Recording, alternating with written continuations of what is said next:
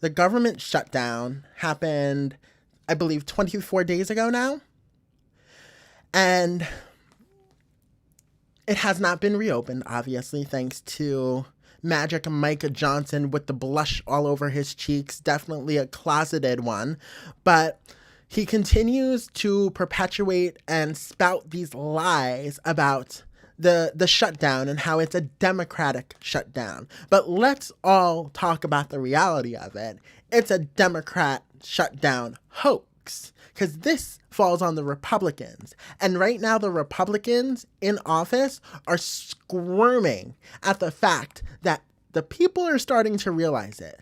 And when people become hungry come November, when SNAP benefits don't get accessed into their account to feed their families, people will understand that this is a Republican shutdown, not a Democrat shutdown. And the nefarious nature of this shutdown is that it's about money and lining the pockets of Donald Trump and people who are in the swamp next to him.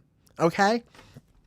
Democrats continue to argue that we will not open this government unless the Republicans agree to cap the subsidies and extend the subsidies for healthcare so healthcare prices and premiums do not rise for American citizens going into the next year.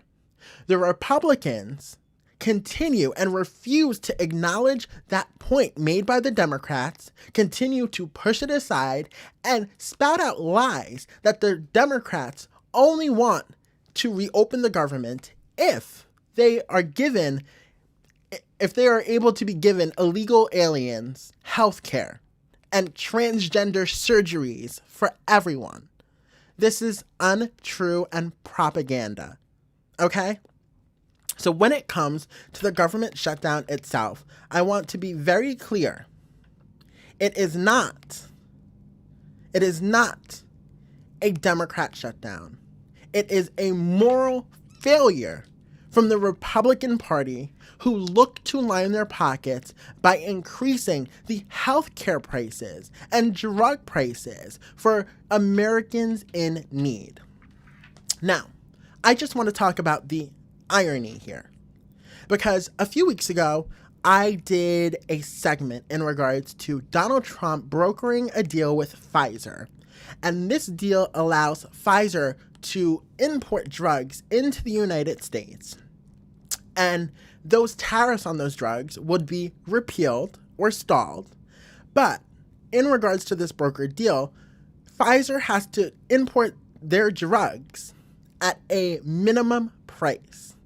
And now, what do we know? TRUMPrx is going to be up and running very soon. This insurance fraud scheme by Trump is going to be up and running.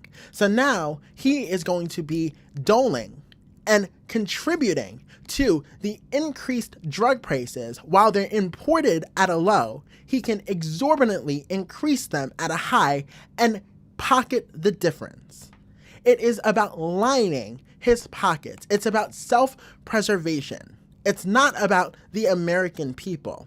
So isn't it ironic that the shutdown happens, the Republicans are arguing basically, no, we want to increase the healthcare prices, be able to increase the healthcare and drug prices of Americans, because now look at this, they're going to be making bank money when it comes to the imported drugs from Pfizer, who import them at a minimum price, where now they can gouge them. The Republicans and Trump can gouge them at a larger price through TRUMPrx in this insurance fraud scheme.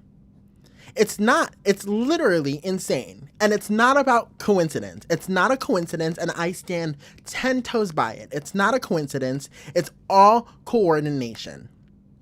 And the timeline adds up. Why won't the Republicans allow Democrats to fight for Americans to cap the subsidies and extend the subsidies? Why will they not agree to it?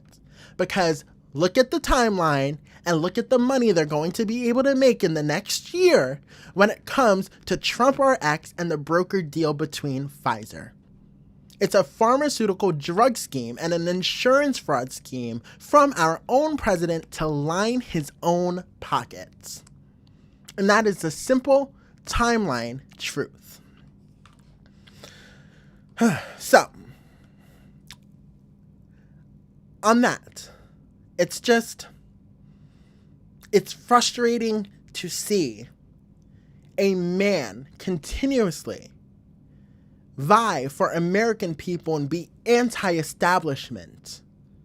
But the only reason he's anti-establishment is to destroy the establishment so that way he can create a new one to line his own pockets. It's not about Americans. It's not about the American people or citizens. It's always been about Trump, and it will always be about Trump and how he can grift off of the American public and become the filthiest, richest man in America.